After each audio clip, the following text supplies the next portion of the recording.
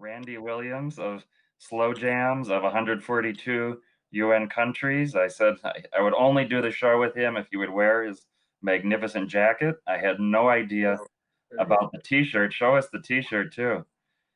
T-shirt's pretty comfy too. There it is. Oh, wow. All right, so I want you to do the Slow Jams EPS remix version intro to our audience.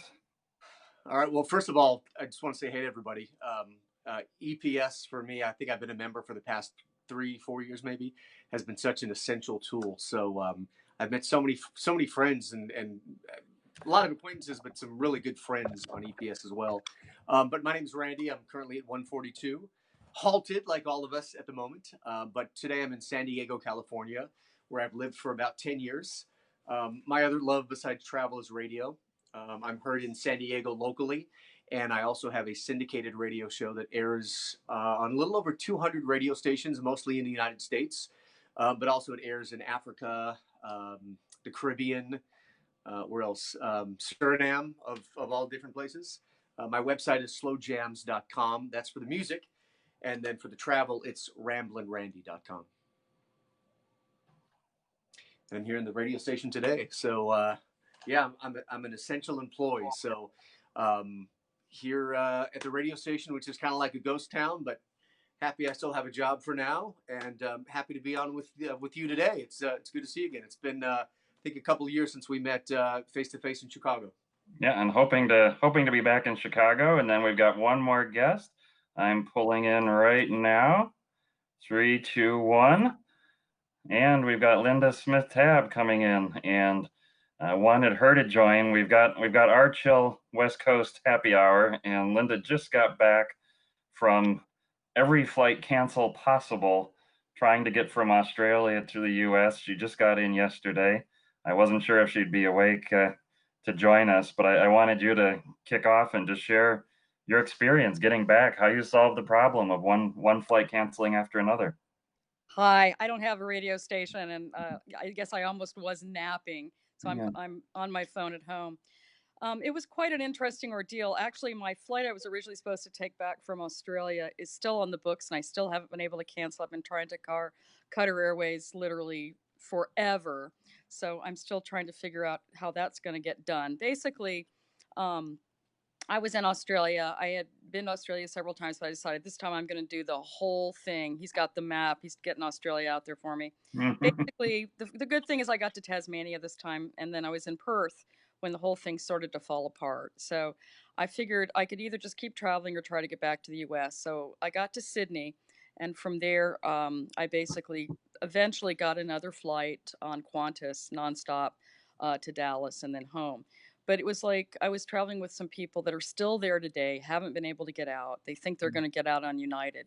But it was really surreal because what happened in Australia is that a lot of the state borders began to close one after the other. And so you have a situation where you start to realize by the time I got to New South Wales, I was stuck there. I couldn't go anywhere else in the country. Wow. I have other friends that are still there, are intending to stay there because they think they're probably safer there than in the U.S. I mean, it was a weird feeling to leave a country that had just a few thousand cases to come back to the country that has the most cases in the world. So if I didn't have family back here, I probably would have stayed in Australia, to be quite honest. It felt in some ways safer, but in some ways not, because I felt like some of the things going into place were not really working. I think they probably are trying hard to get people to stay inside, but not necessarily as successfully as they wanted in the beginning. So, eventually I did get back, but I still have a flight on the books. So I'm still trying to cancel my flight. But you can't get through the airline. I mean, it's amazing what some of the airlines are going to, disabling their websites, playing games.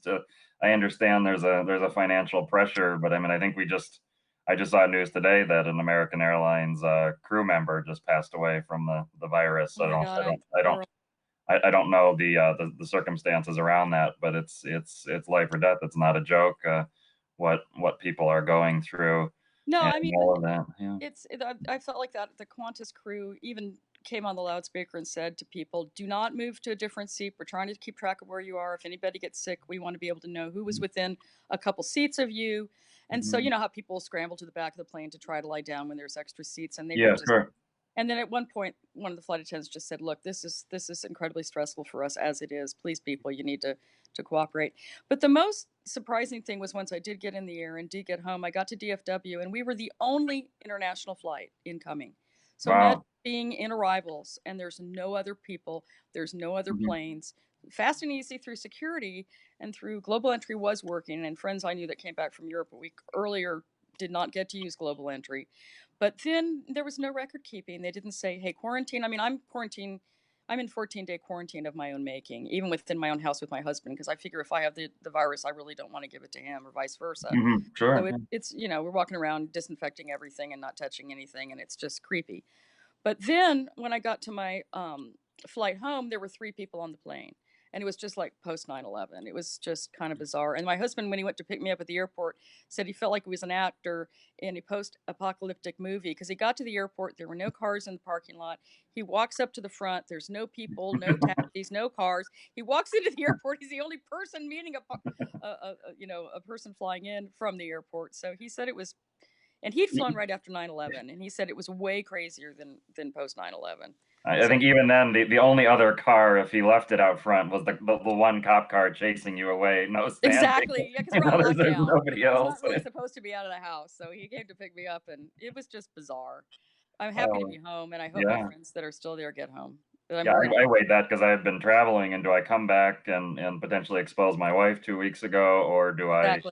hole up in a hotel? But then when holing up in the hotel doesn't really help it, and at a certain point you're in it together. Randy, I was wondering. I follow your Facebook posts and saw you talked about the role of media as well as your audience about not spreading misinformation, and your radio show normally wouldn't be dealing with this kind of a public health crisis of any kind of thing. So how are you adapting to that mantle and using your platform to try to be positive? Well, first regarding travel, and I always say. By the way, it's good to see you, Linda. We're friends Hey, on Randy. Facebook as well. Mhm. It's regarding travel for a quick second. It's tough because I know even if I complain to myself about not being able to travel, I know that's selfish because people are dying, people are getting sick, and our everyone's economy is tanking. So I'm very mindful of like, hey, don't that's your travel, Randy, is a little thing compared to what's going on. That being said, um, I've my ass has been kicked because I am probably the worst and the best about planning trips ahead of time. I'm the Mhm. guy clicking refresh to see if I can book a seat, Mhm. 13 months ahead of time as they Mhm. open up that seat and I get it. Sure. Yeah. Part of me is I've always enjoyed the anticipation and the planning of travel as Mhm. much as actually doing it. So for me, having right now I have I think 4 or 5 trips on 5 international trips on the books all the way into 2021. Which again, who knows which of those will be able to materialize or not. Again, small problems to compare what the world's facing.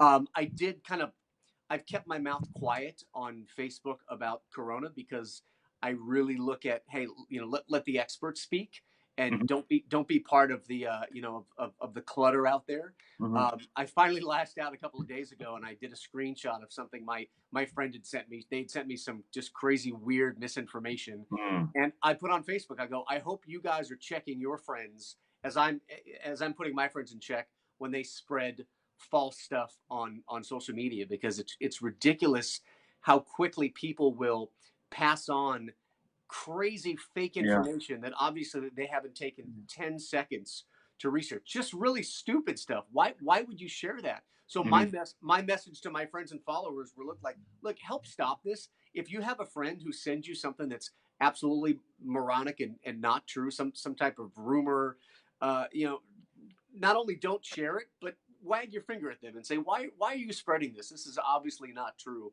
As far as on the radio, I do work on the radio locally and nationally, and I'm not on a news station. I'm on a music station, so Mhm. our role isn't necessarily to provide up to the minute facts of what's happening. But the role that music radio plays is, we want to be a companion for people. We want to be an escape.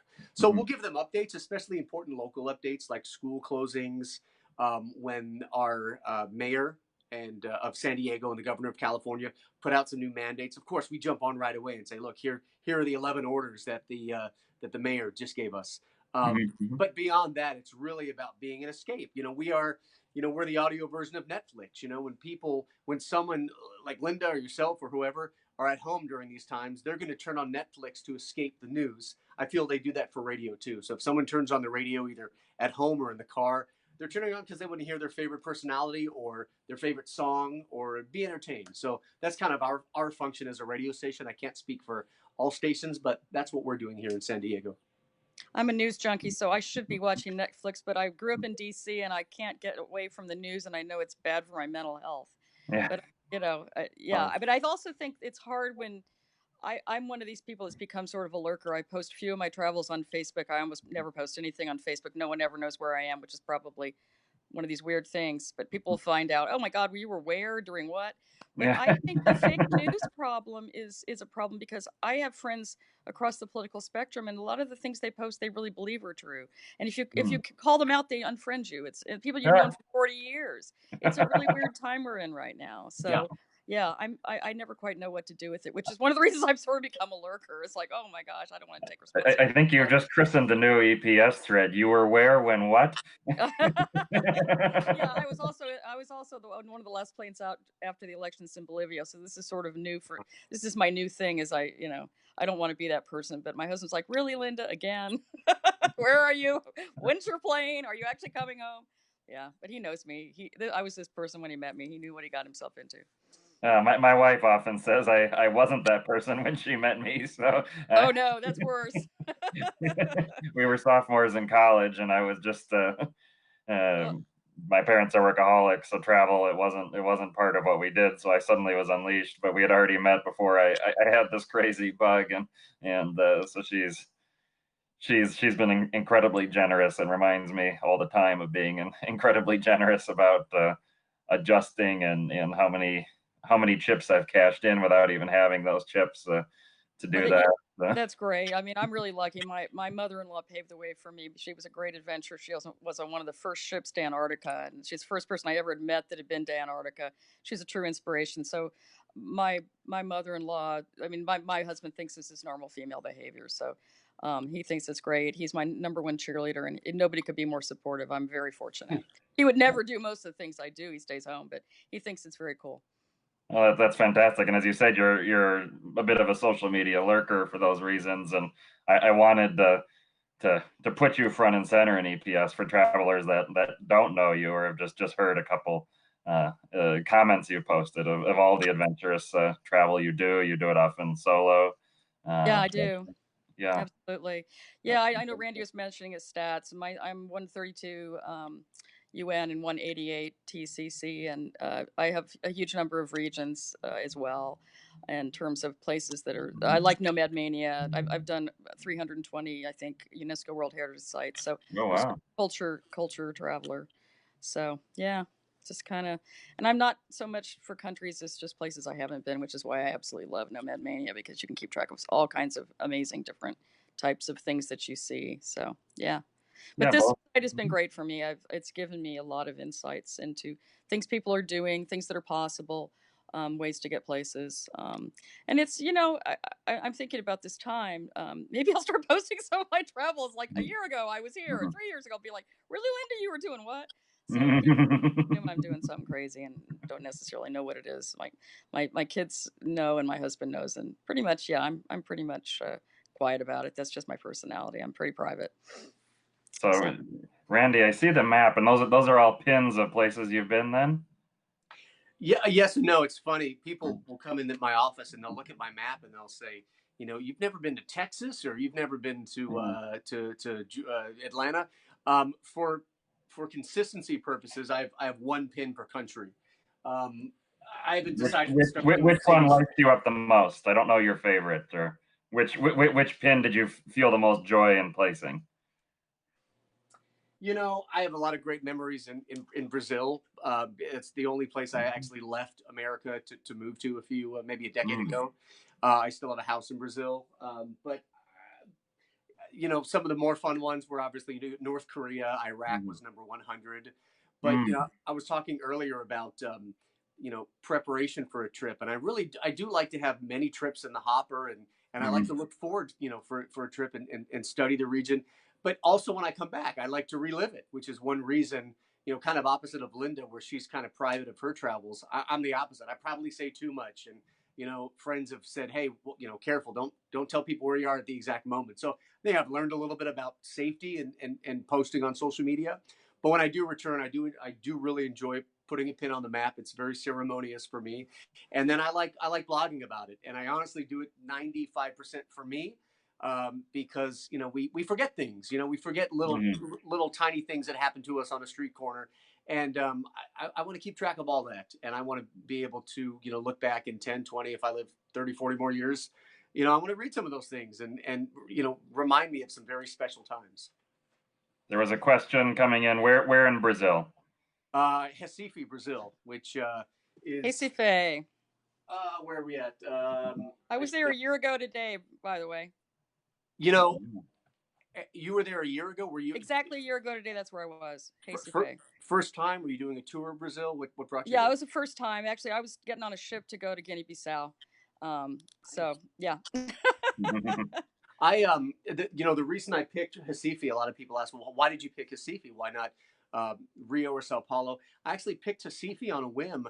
I picked Recife because I had had a layover on the way from. I was in Sao Paulo and I was going to Fernando de Noronha, which is That's what I was gonna say. Yeah, it's got I was supposed to be going there, and the ship couldn't land. Anyway, that's another. Yep, tried that. Was that the same cruise as Guinea-Bissau or no? Different cruise? Yeah, it was, and they wouldn't let them on. The government shut it down, and said that they wouldn't let any ships land. So yeah, it was really annoying. I would love to see that itinerary. But I just had a layover in Recife, and I didn't even leave Linda. I didn't even leave the airport. But something about that town, flying over it and seeing the pastel-colored high rises, it reminded me kind of Miami a little bit. And very much. The airport had a glass ceiling. I said, let me look into Recife, and I googled a few different coastal towns. I wanted to be on the beach, but Rio was too expensive, and I just happened to pick Recife, and I was able to score a journalist visa for the work that I do. Other than that, it's very hard to stay in Brazil past 90 days or whatever. Yeah. And that, that was a little over a decade ago, but it was a fantastic experience. And then the follow-up question, and this is from Michelle, a distant relation of mine that I didn't know was a relation until a funeral that we had a few years ago in New York, and she's asking about your experience in Iraq, where you went, and what was it like? I wanted to pick a. Thank you, by the way, for the question. I wanted to pick a really. I don't know if crazy is the right word, but I wanted to pick an out there country, a country that many people, at least normal people, a lot of EPSers have been there, but a lot of normal people, nobody I knew had been there. And I picked Iraq for number 100. Iraq was great. Just the quick cliff notes. It was very expensive because I didn't do a group tour. Okay. And I'll tell you why. This is interesting info, and I don't know if it's still the case, but at the time, and I hope I get this number right, at the time, which was about 2 years ago, Iraq was only issuing tourist visas for parties of 6 or more. So if you wanted to go alone, what the tour guide would do is he would basically get visas for you and 5 of his family members.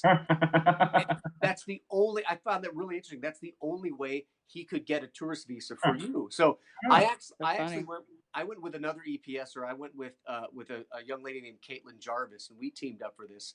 So basically, it was 2 visas for us, and then the guy got 4 other visas. And then basically what happens is his family can't make the trip, and he shows up with himself, you, and in my case, Caitlin. It was phenomenal, though. It was not. I haven't been to Kurdistan. I know a lot of people go to Erbil, and that's still on my list.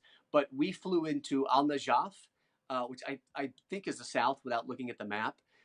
It was a very quick trip. I think we had 2 or 3 nights there. But we saw Babylon. We saw Karbala. We saw some very special religious sites. Some beautiful big mosques. I got to see some city life and some markets.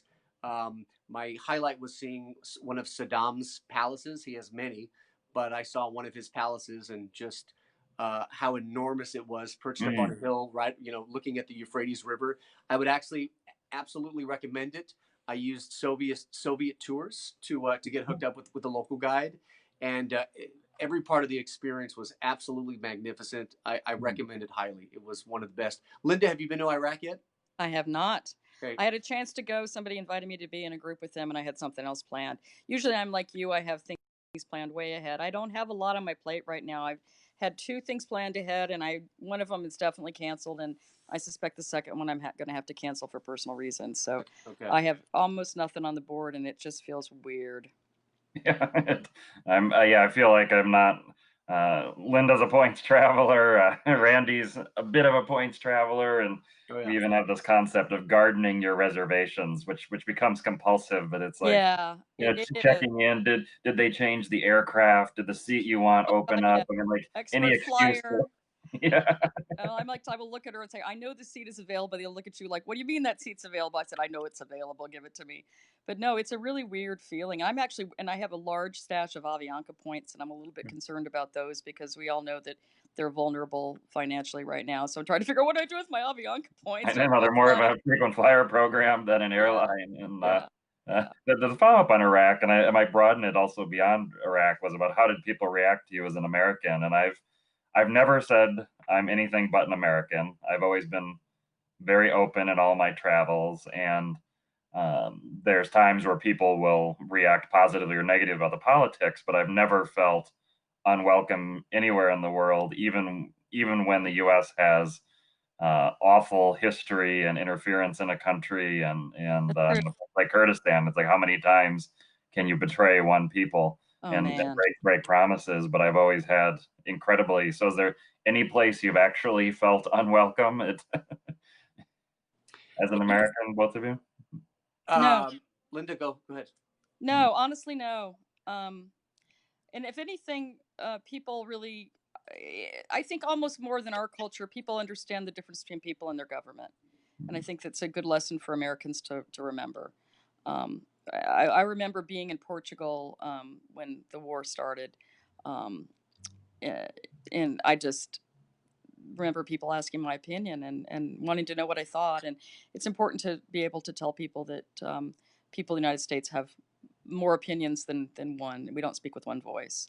And the other thing that just is important is just, I do believe that on the ground, I sort of believe in the whole notion that Rick Steves have is travel is a political act. And I think it's very, very hard for Americans not to be in the world right now. And I am worried that we'll be that passport that no one wants anymore because we will have the most cases, and we will start to be the passport, the people that they don't want in their country. So it'll be interesting to see what happens. I think the political fallout from this will be immense.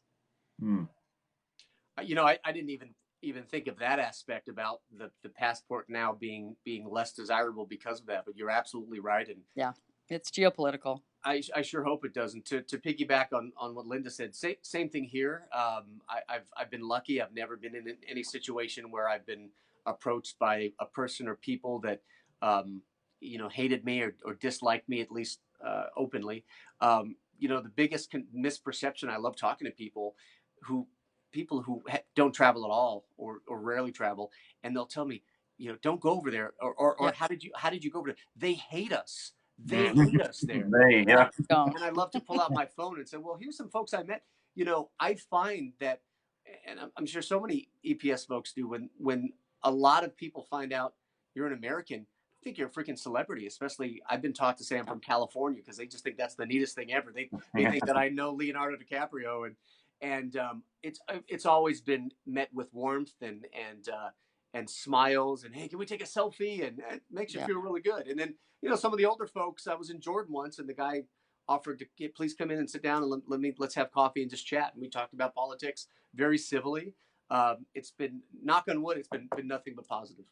Absolutely. Yeah, I've mentioned at times in the 2016 election lead up, I was driving around Morocco and ended up getting stopped traffic at a highway toll booth for like 20 minutes because the guy at the toll booth wanted to ask about the election and what was happening, and everybody honking behind. And I mean, I can think of all these places, and it's the U.S. politics. There's presidents that are more liked or less liked. I mean, during the Obama era, it was it was fun where people would just walk up out of the blue and just shout Obama. Yeah, Yes, yeah. I can imagine what it was like in Kenya. It was amazing. Yeah, yeah. But even when a country is not having the best relations with the U.S., yeah, it's always. Yeah, I've often talked to I'm not quite a corporate road warrior anymore, but I've often felt that the issues are not the leisure travelers so much. It's often the U.S. business travelers that I don't think it's they're not well-meaning. It's the idea that I'm here to work, so we're going to be in the conference room. We're not going to go out to lunch. I'm not going to go see your museum. Oh, you guys arranged to take me to this activity, but we need to focus on work, so I'm not going to go see your National Theater or something. And any new business travelers I've talked to in my corporate roles over the years was yes, do the work you're sent there to do. Of course, the company's spending money, time to do that, but an incredible part to the effectiveness is when the locals that are hosting you say, "We have arranged this." Absolutely say yes, show interest, and it's when you. It's not so much that it's Americans insulting people by doing something deliberate. It's when they don't show interest, like it's not worth my time to even know about your country or your people. Yeah, That those things. Like disrespectful. makes me think of my wife one time on for her own travels, business trips to Germany, and I think she was in Dusseldorf, and 3 nights in a row, each a different day, a different German colleague came up to her and said, "I have planned the most wonderful German meal for you," and each night it ended up being the exact same restaurant. The waiter was recognizing her, Oh and no, she it's was trying embarrassing. to pretend, like don't be recognized. And so Yeah. she joked she had the same sausages, the same waiter every night, but to her credit, she just each time acted like it was totally new, wonderful, and was appreciative that they were spending their evenings away from family or whatever they like to do. To host her, and I guess the waiter never ended up spoiling it, so it worked out in the end. That's hilarious. Yeah. Where do you get your patches, Randy? The jacket. I said I wouldn't do this without the jacket. I want to know this whole. I get most of them on Amazon. If I'm in a country and I see patches, I'll get them. Where was I? I think I was in Southeast Asia. I may have been in Thailand, and I found a store that had literally patches from every country. I'm like, give me one of each. So yeah, I mean, they're not necessarily souvenirs from the country, but Because it it's a can be great. hard to find that. When I was in South Africa a few weeks ago with the South African, he wanted a South African flag because we were going to Antarctica, and we hunted around for shop after shop until we finally found something. They had everything else, other flags, and oh, we've got. I've got bracelets with flags on them, and I have like about 6 of them. I can't grab them, but I don't do patches. I do flag bracelet charm things. Oh, So and so anyway, these like charm places where you add to them. Or? it's like the old, remember the Italian charm bracelets that lock together? I have a whole Okay. flags. So yeah, I wish I could grab them, but they're stuck a little bit further away than where I am right now. It would take me too long to get them. But yeah, Yeah, you'll have to share a picture of them at some point, I will. I will. and I rarely get souvenirs because I'll try to hit a bunch of countries at once, and I always carry on only. So I'm mindful of how big my bag is going to get. But I will buy souvenirs when there's interesting political souvenirs. So for example, North Korea, I bought everything I can get my hands on. oh, Yeah. sure. I took home a separate suitcase full of North Korean stuff because it fascinated me so much. Even bought my mom a carton of North Korean cigarettes. And then, you can identify this person, Oh, right? that's Chavez. Hugo Yeah, Chavez. I love this. This was at the commissary in a military compound in Caracas, and I had to buy a couple of these guys. But normally I don't. Normally it's all my souvenirs are memories and photos. That's generally the way I've approached it. And my father's a coffee drinker. He didn't drink coffee while I was growing up, but then somehow added it later on. So if there's an interesting coffee bean I can get, and especially if it's not ground, Yeah, I will get it and bring it back. And Yeah, then right. it always makes the luggage smell nice. So, It does. It does. I often will. I carry on going, but then I check going back. I always bring a bottle of wine or something like that if I can find one, or liquor or whatever. So beans I always throw in as well. And I often will buy earrings because they're small. yeah. Ah, So earrings, Randy? Are you pierced or? yeah, I'm pierced. No, Where's my Randy, he said, yeah, I didn't know if he had earrings too. So, yeah, yeah, I'm pierced. I've given up entirely on picking out jewelry. I have absolutely no skill in any of that. I don't try to think some of the odd things. The mini toothpaste they sell in Thailand in the supermarkets Yeah. are like the perfect travel size. They're not as small as the travel ones in the U.S. And they're long and a thin tube, but a bit bigger. So I've still got those, and I love the Thai writing. I don't have any. I haven't been to Thailand for years. I don't have a specific connection there. It's just a place when you think about it, you can't help but smile. So all my travel toothpaste, I was just running out now. So South Africa had some good options that and that I fill just to every time I take out the toothpaste, then on the road, and I'll get full size toothpaste actually at places. I like trying those, and it always puts me in a happy mood when I'm using something from the country. Totally. That's fun. I mean, it's nice. Like the ones I'm wearing right now, I got in what was Macedonia at the time, and the name changed about a week later to North Macedonia. And I always think I need to write little stickers on the back of them so my daughters will know which earrings were from where. Uh, do you I also, travel with your daughters, or are they you not know, travel? my older daughter is an international businesswoman. Actually, she's at home now because Mm, she works mostly with the government of UAE, and okay. they're locked down, right? Hmm. And she does a lot of international travel, and she's actually not traveling at the moment. Mm. She lives in New York, and they're on lockdown. And my second daughter actually lives in Santiago, Chile, and so they're behind the borders now.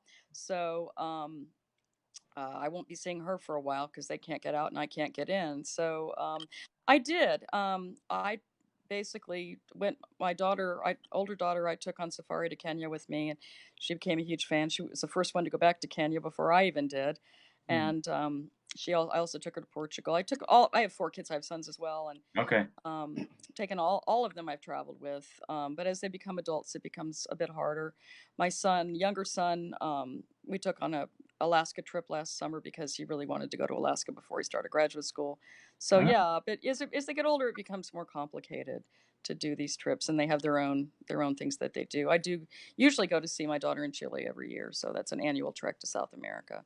But I and don't know when that'll all open back up again. I unfortunately was just there in November, so now, do you get around Chile? Have you taken the chance to travel to other parts of that very yeah, long I've country? done all the UNESCO sites in Chile except for Chiloé. That's my next one. So yeah, I've done a good bit of the country now, and I've done Patagonia, I've done the North, I've done Easter Island. The only thing I haven't really done is Chiloé. So yeah, it's a The beautiful country. the Atacama Desert. I want to Oh, I know. I want to go visit. I've not been in the north. I've been on the other side in the salt flats in Bolivia, but I didn't know at the time that what so many travelers choose to do is exit Bolivia Yeah, that way and yeah, head into northern Chile. yeah, yeah. It's really interesting up there. It's completely different from the rest of the country, as you can imagine. And my wife is fascinated with the animal, the Discacha.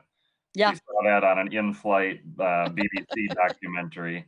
It's like a velveteen rabbit, adorable yeah, little thing that it slowly turns all day with the sun, as I understand. And as I understand, the reason they still exist is their fur was not useful for clothes, and it would just molt away, and so hunters had no use for them in the past. So they're essentially they're immobile and defenseless as far as I know, but and I believe they are eaten sometimes, but in terms of fur, they weren't hunted to extinction as many other animals had been around those times. yeah, yeah. Tell me about Patagonia. And I don't know, Randy, if you've been as well. I have not been to Patagonia at all. I've conceptually, I get the idea, and you've got areas in 2 different countries. You've got so many wonderful things to pick from. I feel it's a bit like I've struggled with New Zealand, where I've been Hmm. to New Zealand several times on minor trips, but then of going around the hikes, the national parks, it's like everything looks so incredible, but equally incredible. I have no ability to pick which are the 1 or 2 things that I'm going to do. So I'm curious, Patagonia. It's really hard. I did start in the Argentina side, El Calafate, and then I did cross the border by land into Chile. There's a lot there. I've done pretty much all of it, with the exception of the Bariloche part. I have not done that, Hmm. but I skipped on down through Randy's looking at it. Yeah, you got to follow along. He's a It's smart like guy. he's got the whole thing figured out.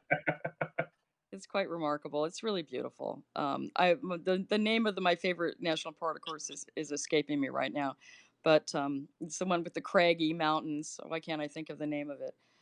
Randy, help me there. I should get my own map out. Why can't Now, I think of it? you're typically traveling independently or hiring a guide for these? Or That one I actually did take a tour, okay, just because it was easier to be able to just get the transport across the border and all the formalities there. But it was the accommodations were really good. It was a really excellent trip. But there's more than one way to do it. A lot of people really go for the hiking more than the tourism, and they'll spend. One of the people I met on my trip was coming back just to do the hikes. So you have to decide how much time do you want to do it, where do you want to focus, etc. So yeah. you know how fast I like to travel. I mean, Yeah, you're fast. what's the minimum to access some of these and still feel like it's worthwhile getting all the way down there? Well, you could probably just go on down to one. I'm gonna have to I may want to grab. It's gonna kill me if I don't think of it before I walk out of here. We won't let you leave until you got it. Why can't I think of it? Yeah, you can, because you can get down pretty quick. You can get down to the entire area by one flight, and you could do one park pretty well, pretty easily. And there's a major one. I'll have to put my phone down and grab my. Oh, go for it. We'll Yeah, chat you with guys Randy chat. I'll be back for in a a second. moment. I'm Driving me sure he crazy. can I carry know. on.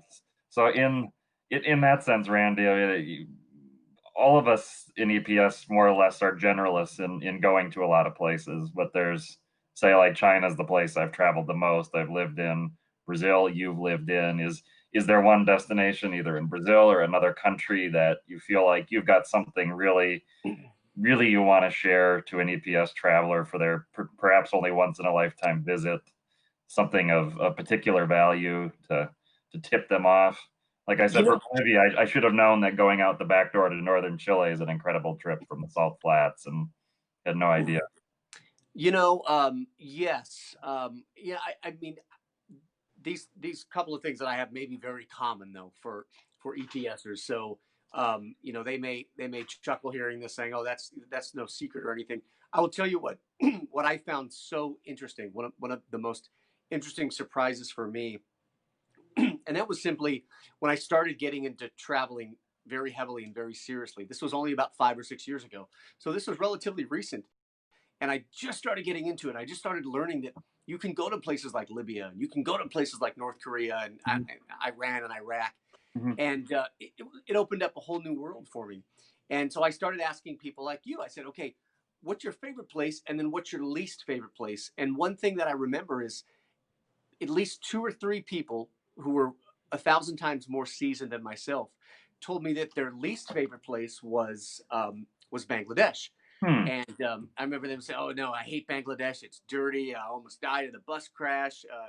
It's too crowded. It's an asshole. It's a shithole." And so I said, "Okay." And so I planned my trip to. I think at the time I did Maldives. I did Sri Lanka.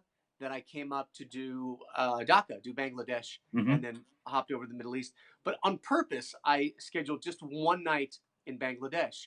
I wasn't scared of Bangladesh. I just heard all these things about what a crappy place it was. So I wanted in and out. It was the trip, or it was the stop that I least looked forward to. We usually have, when we plan a trip, we usually have a stop we're most looking forward to and the stop we're least looking forward to. Bangladesh was mine. And I got to tell you, I only stayed in the capital for one night. It's one of my favorite countries in the entire world. I was let loose by myself, no guide, and I went to Old Dhaka, and it was chaos. It was madness. There was people everywhere.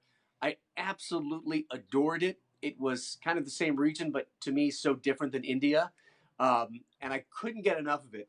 And it was one of those euphoric highs that you just take in, and I will never forget the feeling as I'm rolling through town on this rickshaw, and there's chaos going on everywhere. It was phenomenal. The other place that I would say, and a lot of people know about this, but so many people take swim shoes, and that's when you go to Eritrea. That's the Salt Lake, Lac Sal in Eritrea. Not only is it absolutely beautiful and gorgeous, when I showed up, I was the only one there.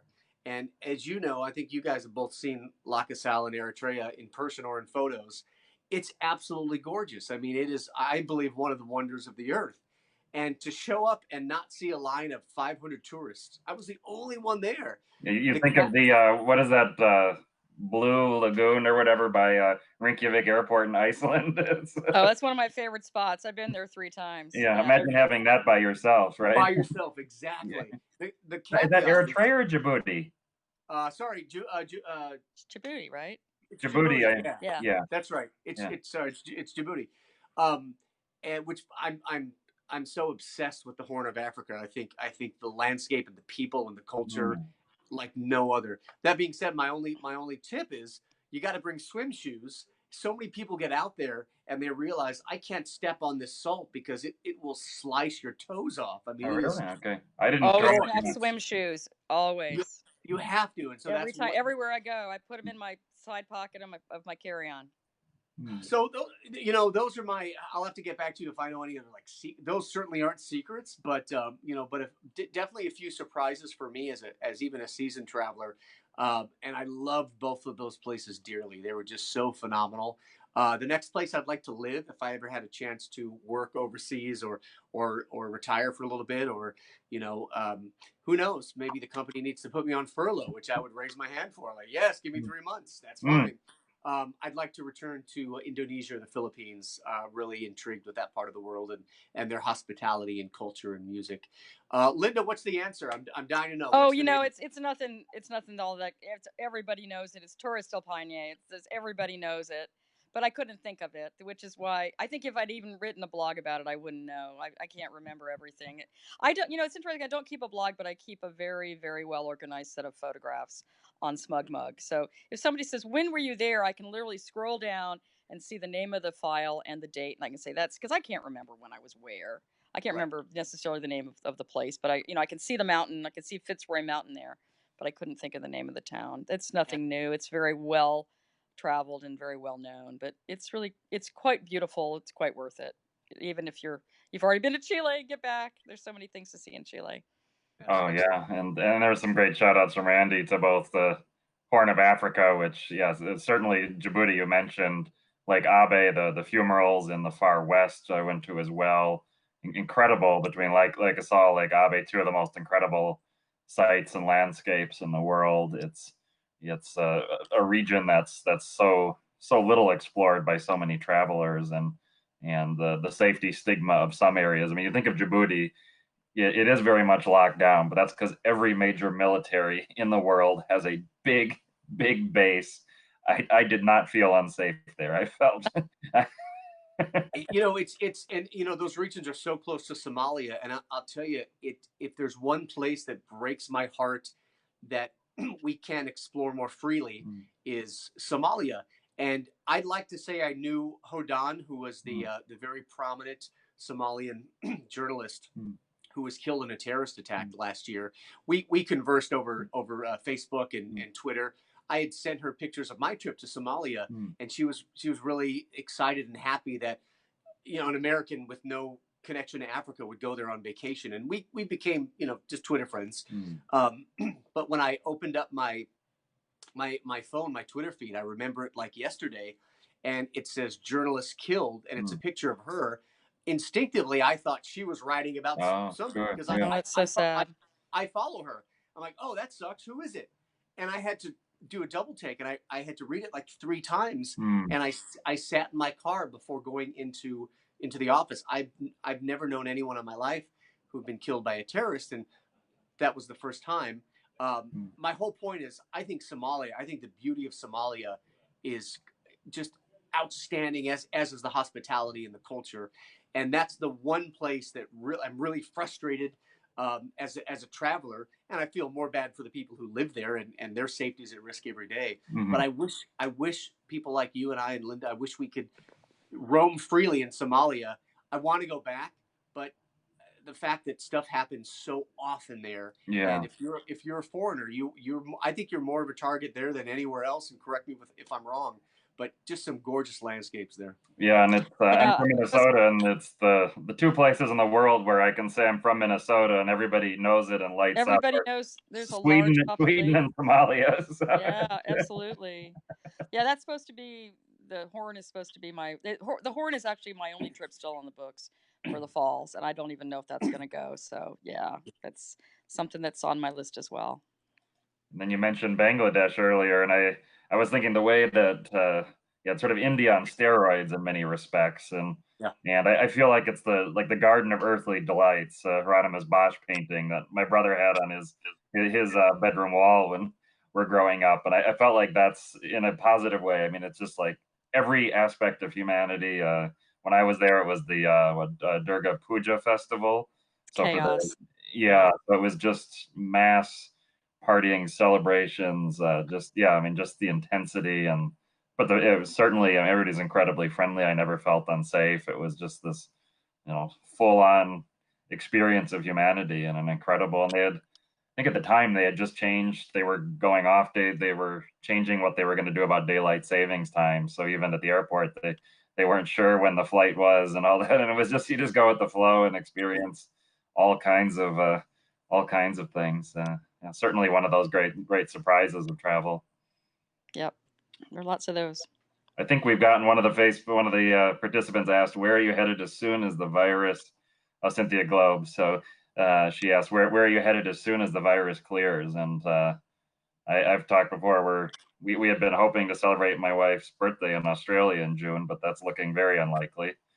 And I've got nothing else planned. I had nothing else planned, and I'm not going to plan anything else. I'm not planning either. Yeah, I'm just gonna wait, see. It's too unpredictable right now. there was talk of a Midway Island, um, um, Midway Atoll trip in, sorry, Midway Atoll. Now I get it confused with Wake Island. So the Military Historical Tours had planned to schedule this September Midway Atoll and then December 2021 Wake Island, and it's been almost a decade since Wow.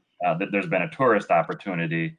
The Midway was already postponed a month or two ago because of a rat eradication that's wow. happening on that. So nothing to do with the virus. It was already postponed to September 2021. And so I'm hoping in 2021 both to go to Midway in September and then go to Wake in December if they can pull these off. And for those of you that have been booked on prior attempts, including me, that booking is no guarantee that the trip comes off. The government policy. I think the Wake one that was canceled a few years ago, I was on. I was lucky; I hadn't left for Guam yet. Others were already in Guam. Wow. It was believed to be related to missile testing that the U.S. Military was doing in the neighborhood. That's not what you want. But it was never confirmed exactly what happened with that trip. So those are two aspirational ones. They're on the TCC list, so that's part of it. But really, World War II history has been a particular passion of mine, visiting sites around the world famous from World War II. And so those I've been watching and hoping for the opportunity. Randy, I know you were hoping and planning. You said you plan way out in advance. You were hoping Beirut. I see Beirut 4:05 p.m. That was yesterday. And that was yesterday. I'm just I'm beside my again bigger problems in the world than our travel, but like the Olympics, your goal to finish 193 is being shifted from 2021 to perhaps 2022 is what you're thinking now. Who knows? My next big one. So that one's obviously going to be on hold. I was gonna try to see Syria as well. My visa was processing, and then this all blew up. I have a trip to finish the stands. So the 5 stands I've already stands done. Are wonderful. So that's beginning of September. So that's a good time. That's a really good time to go there. And then what if they let you in, right? Good luck. And then I have in August I had a weekend trip to Bulgaria and Hungary, and in October I was going to check off San Marino and Slovenia, I think. And then, like I said, December I was going to finish West Africa, which I was really excited about, and go see Western Sahara. So we'll play it by ear. Yeah, you have to just wait and see. It's just Yeah. there's no way to know. Now, some of these places I realized that we've been talking about, I visited once, and that was 10, 15 years ago.